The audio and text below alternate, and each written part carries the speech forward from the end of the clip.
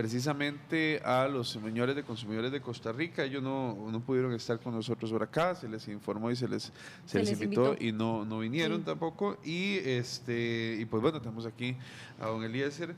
Don Eliezer, mucho se ha cuestionado siempre desde que nosotros los costarricenses pagamos subvenciones al sector arrocero. Eso se ha hecho basándose en el precio internacional. ¿Realmente estamos nosotros subvencionando a los arroceros, don Eliezer? Bueno, muy buenos días y gracias por la invitación. No, realmente lo que ocurre es que en otros países el productor recibe directamente de los gobiernos un subsidio y por eso el arroz es tan barato a nivel mundial. Tenemos, por hablar de algo así muy claro, el famoso Farm Bill en Estados Unidos, donde le dan hasta $4 por quintal de arroz a los productores directamente. Así pueden tener ellos un producto mucho más barato.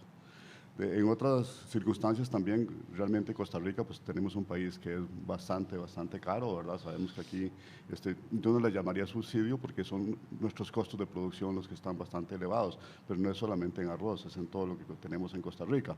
Y creo que es muy importante para nosotros esa contribución socioeconómica que se hace al país realmente desde el punto de vista de la producción de arroz. Pero hoy hay un proceso que se abre por parte de la Asociación de Consumidores que impugna ante un tribunal contencioso administrativo la fijación del precio del kilo de arroz. ¿Por qué se fija el precio del arroz? ¿Qué inconvenientes tiene o más bien qué beneficios tiene para los consumidores?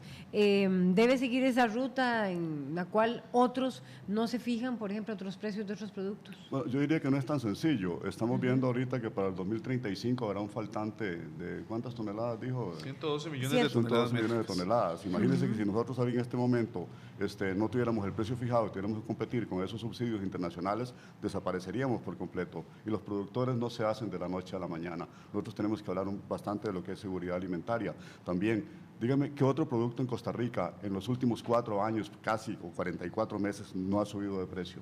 Más bien el arroz ha bajado de precio. Entonces, esto es algo también que es importante, la estabilidad en el precio que tenemos nosotros, ¿verdad? Eso garantiza la fijación de precios. Correcto, hay estabilidad y además con eso también tenemos empleo para 40,000 familias, más o menos de forma directa, y más todo el empleo indirecto que se genera, ¿verdad? A través del encadenamiento que hay en los momentos que, por ejemplo, de cosecha, de transportes, todas las sodas de todos los pueblitos, todas las cabinas que hay, pues se genera mucha economía alrededor del arroz. Don Eliezer, varios estudios, entre ellos el de Bernal Jiménez, que está dentro de este negocio también.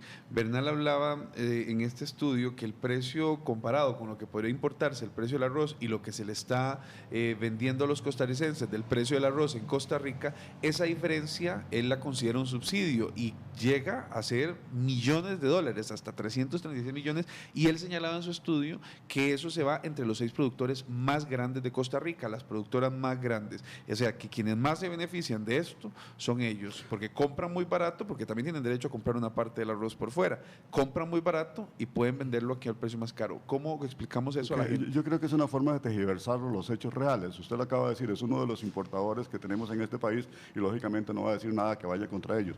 ¿Qué nos garantiza a nosotros que 4 o 5 importadores queden solos en el mercado y no haya producción nacional? Entonces ponen el precio que quieran, caso que ocurre con los frijoles, caso que ocurre con otros muchos artículos, ¿verdad?, en Costa Rica. Ahora, hay también una mentira en esto. El arroz que se importa al país, que es un arroz normalmente que cuando viene por contingente, inclusive viene sin impuestos, es un arroz que entra libre de aranceles al país. Ese arroz se utiliza para hacer un mix de precio, que es el que se transmite directamente al consumidor. Esa diferencia de precio no se la deja ningún agricultor, no se la deja ningún industrial, sino que se transmite directamente al consumidor, ¿verdad? Porque existe ese mix de precio que lo hace con arroz con el Ministerio de Economía y todo se hace en base a estudios técnicos, no es antojadizo. Pero ese mix de precio contempla que si yo compro al productor nacional X cantidad, tengo derecho a comprar fuera del país otra X cantidad y fuera del país estoy comprando a un precio muchísimo más bajo. Entonces ahí hay y aquí se está vendiendo al mismo precio como si se estuviera. ¿Cómo funciona eso? No, vamos a ver. la industria que participa en la compra de granza nacional tiene derecho en el mismo porcentaje. Por ejemplo, si nosotros importamos un 40% de arroz y hay una industria que de ese 40% importa el 20%, ese 20% lo trae sin impuestos. Pero ese 20% entra, nosotros tenemos un precio ahorita aquí de 22.319 colones por saco. Entonces, ¿qué es lo que ocurre? Ese precio que viene a 18 o a 19.000 o inclusive a veces hasta menor, se hace un mix de precios, es decir, el precio ya no se fija el precio del consumidor en base a los 22.630, a los 22.630, sino 139, perdón, sino en base a lo que da esa mezcla de entre ese 60 y ese 40%. ¿Me entiende? Es decir, lógicamente, ya no sería ese precio de 22, a lo mejor es 21, ahorita no lo tengo presente, pero entonces en base a eso se calcula el precio al consumidor. Entre el 60 y el 40, el 60 Correcto. que producimos y 40 que se importa. Los 1.100 productores, de los 1.100 productores pequeños, ¿cuántos abarcan la mayoría de producción nacional? Es decir, ¿cuál es el porcentaje de estos 1.100 productores que venden más? Porque yo sé que en 6 productores se concentra la mayor producción de arroz. No estaremos defendiendo al pequeñito, estaremos defendiendo también al grande. Realmente hay una concentración, es decir, sí, es una realidad. Creo que el 20% está producido por pequeños productores, el 20-30%. Pero ¿El 80% cuánto lo contemplan? ¿Cuántos productores? ¿Son unos 8, 6? No, hay que tal vez como unos 25, 30 productores, sí. Pero ¿qué es lo que ocurre? Es decir, esa cantidad de productores que producen entre 1 y 50 hectáreas, por decir algo, se considera tal vez entre pequeños productores, ¿qué pasaría si desaparecieran? Es decir, ¿A qué se dedican? ¿A qué se dedican?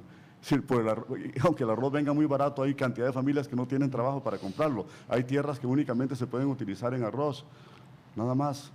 Ahora, no hay otra forma de ponerlas a producir. Ya la producción de granos en Costa Rica prácticamente desapareció. No producimos sorgo, maíz es mínimo lo que producimos. Y si vamos a llegar con el arroz a eso también, que es uno de los alimentos más importantes en el país, y además el más barato.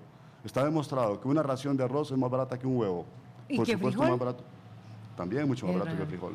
Que hoy lo importamos. Que lo importamos la gran mayoría. En un 80%, solo 20% se produce. Sí. A mí en ese tema yo tengo mis reservas y no las ocultaría porque yo he hablado con muchos de los productores. Yo hace mucho tiempo, Eliezer, usted sabe, estuvimos haciendo un reportaje sobre este tema y muchos de estos productores dicen que esos 6 industriales, esos 8 industriales que son los que contemplan y los que concentran la cantidad de producción, ese 80%, son en ocasiones súper ingratos con ellos, ¿verdad? En ocasiones no les compran sus cosechas. Recuerde lo que pasó en Opala la vez pasada. Entonces, ¿cómo hacer para estar bien? Ayudémonos todos, hagamos esto equitativo, pero también pongamos a los industriales a que cuando tengamos problemas ayuden también al pequeño productor, porque el pequeño productor es el que más pierde. Si usted bien lo sabe, si cosecha y no sirve el arroz, el que pierde es el pequeño productor. El industrial no pierde ni un colón, porque él compra el arroz que sirve. ¿Cómo hacemos para equilibrar un poco más esto? Y pues ahí sí que valga la pena. Estamos claros. Bueno, tenemos que recordar algo también, es decir, hay en este momento, aunque hay algunos artilugios para regular realmente lo que es el mercado del arroz, no se está llevando a cabo. Es decir, realmente hay bastante desorden a nivel nacional. Si tenemos un precio regulado, es un precio regulado, un precio fijado por la ley y se debe cumplir esa ley. Pero usted va ahorita al supermercado y a lo mejor se encuentra a una bolsa de arroz pegado a un litro de aceite o una Coca-Cola con una bolsa de arroz y eso es lo que está en realidad distorsionando muchísimo el mercado. Ahí nosotros estamos haciendo gestiones con el Ministerio de Economía para que el Ministerio de Economía pues, realmente vigile para que se esté dando esa regulación de mercado que es importantísima desde el punto de vista del productor para que el industrial no se vea obligado a hacer esa cantidad de descuentos, esa cantidad de bandeos que se están dando, ¿verdad? Bueno, y hemos estado tratando de llamar precisamente al viceministro de Economía, Carlos Mora, pero no nos responde su teléfono, tal cual habíamos acordado. Sí. Y me pregunto, ¿qué futuro va a tener tomando en cuenta lo que decía ahora Jonathan, qué futuro va a tener esta acción ante la Asociación de Consumidores de irse a un proceso contencioso administrativo? ¿Qué futuro va a tener? ¿Se podrían traer abajo la fijación de precios del arroz? ¿Está en riesgo? Yo esperaría que no. Es decir, yo como juez y veo que además Es decir, hay una rebaja en el precio. Sí, voy a actuar contra esa disminución en el precio. Lo que están diciendo ellos de que debiera de ser 100 y pico de colones más barato, bueno, ¿en base a qué lo dicen? Tenemos estudios técnicos que demuestran que ese es el precio que tiene que ser en este momento. Entonces yo esperaría que esto no tenga mayor trascendencia, que cuando llegue a manos del juzgado, pues lógicamente ellos lo vean que está.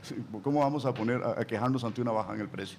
Me parece un poco absurdo, ¿verdad? Don Eliezer, uno entiende y uno sabe que mucha de la gente que se opone a que se fije el precio del arroz tiene una intención clara en que la producción nacional se vaya reduciendo, y esa no es la idea bajo ninguna circunstancia, es decir, el productor que siga existiendo.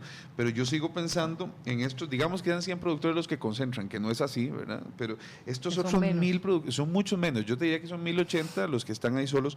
¿Cómo hacer para protegerlos también? ¿Y cómo podría ser el papel de Conarroz tal vez más activo en esa protección? Porque además ustedes están en una situación muy incómoda, tienen que aglomerar al productor, al industrial y también al que... Entonces, es complicado, ¿verdad? Es complicado, yo entiendo, pero ¿cómo hacer para que sea más justo? Porque es que de verdad usted sabe que esas cosas, esas injusticias suceden mucho. Yo creo que si nosotros logramos ordenar el mercado, no va a haber 1.100 productores, va a haber 2.000 o 3.000 productores de arroz. ¿Qué es lo que pasa? Con estas incertidumbres que se viven, con la poca utilidad que deja el arroz a nivel nacional, pues mucho productor se ha ido saliendo de producir arroz. Entonces hemos perdido muchos agricultores. Si nosotros hacemos que esto se ordene, que haya una seguridad al hacer una inversión, lógicamente va a haber mucha gente estimulada para producir más arroz. Creo que eso es lo que tenemos que hacer. Lo otro también, tenemos que hablar de cooperativas, de verticalización, de una serie de cosas que son importantes, ¿verdad? Hay un acompañamiento ahí que se debe darse también para que esos productores puedan verticalizarse también y no estén a expensas de unos cuantos. Se ha recogido, digamos, la producción, es decir, porque recuerdo que hubo un momento en que se expandió muchísimo a partir de 2007, 2008, y después ustedes pasaron un proceso de crisis. ¿Se ha expandido o se ha encogido más bien? ¿Ha disminuido? Ha disminuido. ¿Por qué razones?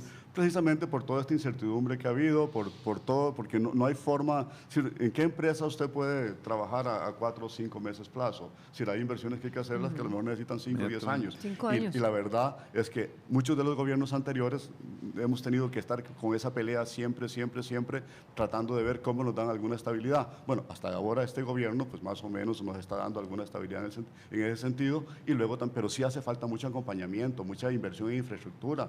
Recordemos que nosotros tenemos apenas, si acaso, el 30% de riego, ¿verdad? Y todo el demás arroz que se produce en el país es de secano, con un riesgo enorme para todos los productores. Entonces eso hace también que mucho productor diga, bueno, con todos estos anuncios que está viendo, el fenómeno del niño. Eso le iba a preguntar, cosas, ¿está afectándonos la sequía? Claro que sí, nos está afectando, eso es evidente, ¿verdad? Y además, en este y además momento... que encarece mucho más el precio, porque hay que regar el arroz y eso es comprar agua.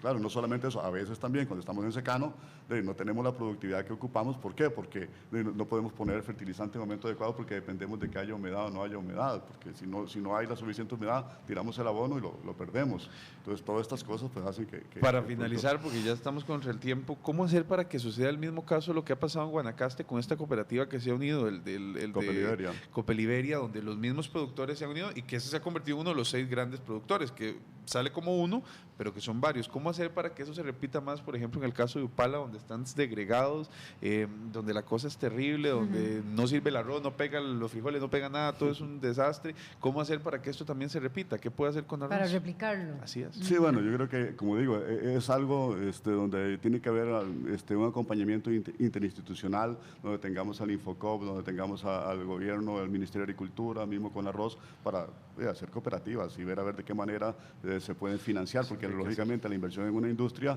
no es pequeña, ¿verdad? Es muy grande, ¿verdad? Entonces yo creo que la única forma sería a través de cooperativizar el cultivo. Muy bien, tenemos ya la versión de don Eliezer también, pero también quisiéramos agregar, por lo menos al final, ya que logró comunicarse con nosotros Carlos Mora, ministro... ¿Viceministro? Sí, en este momento está de ministro de Sí, Economía, sí. mientras Welmer no está, pero vamos a hablar con él porque de don Eliezer depende mucho de la mano del Ministerio de Economía estos decretos, porque aquí la fijación del precio del arroz se hace por medio de decreto, entonces esto correcto. depende mucho también de la voluntad del gobierno. Usted me decía que han tenido mucha más voluntad este gobierno que otros Que de los otros, de sí. lograr. Sin duda, realmente. ¿Por qué? ¿Dónde está el cambio? Bueno, ya lo tenemos, don Carlos, ministro interino de Economía.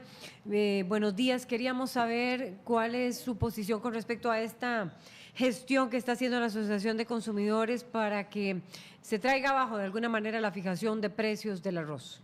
Buenos días. Bueno, buen día, ¿cómo están? En realidad, como les he mencionado a varios medios, todavía no tengo conocimiento del fondo de la impugnación. Por lo tanto, no conozco qué es lo que están impugnando. Como le mencionaba el día de ayer, el arroz o el sector arrocero tiene ciertas condiciones particulares que ameritan una regulación de precios de acuerdo a la regulación nacional, y eso es lo que se ha venido aplicando. El último decreto de fijación de precios no solamente toma en cuenta una rebaja del precio al productor, así como una rebaja del precio al consumidor final, la cual inició a regir a partir del día de ayer. Y estas rebajas de precios están basadas en modelos de costos tanto al productor como modelos de costos al industrial. Por lo tanto, están basados en determinadas metodologías que nos enseñan o nos demuestran cuál es el precio final de la fijación que corresponde en el mercado. Bueno, muchísimas gracias al viceministro, al ministro interino Carlos Mora, y también le damos las gracias a don Eliezer, presidente Conarroz. No sé si desea agregar en segundos algo. No, muchas gracias. Con base en por lo la que decía el invitación. ministro. Sí, y creo que hay algo también, que eso que dijo el señor ministro es una realidad. Y quisiera que quedara bien claro cómo es que se fija el precio al consumidor y qué ocurre con esas importaciones. Esas importaciones de arroz que viene más barato no se las deja nadie en el camino, sino que se transmiten directamente al consumidor. Creo que eso es muy importante, es algo que tiene muy en cuenta el Ministerio de Economía.